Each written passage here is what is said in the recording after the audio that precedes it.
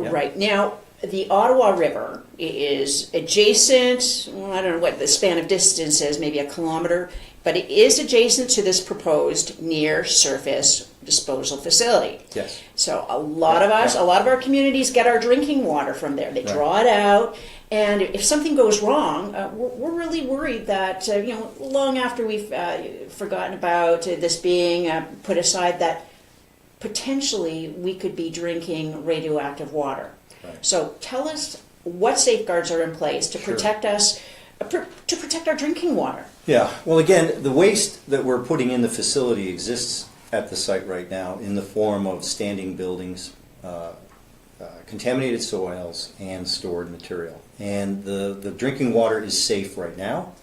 The analysis we do right now, and we do tens of thousands of samples on an annual basis in analysis, and we do split samples with the regulator to ensure that our results agree with what their results are.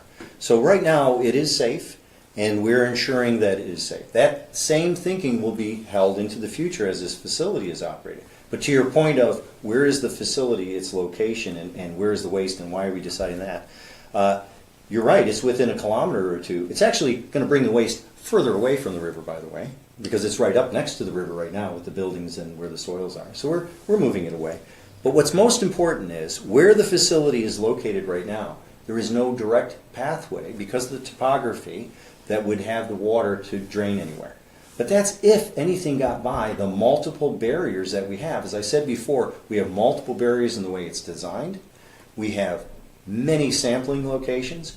We have time to react to that, and we have samples so we would know if there's something that's not performing up to spec, and we'd be able to react to that to ensure that it would never make it to the drinking water. Okay, so you're monitoring the water now. Yes. But what about in the years to come when this whole facility maybe is in the back of people's minds?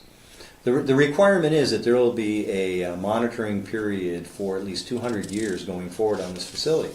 Now we plan to operate the site for at least 50 more years. So we'll have people all around that site for at least that time. After those 50 years, will it continue on beyond that? It may not. But the commitment is, and by the regulators, that these types of facilities would be monitored into the future as well.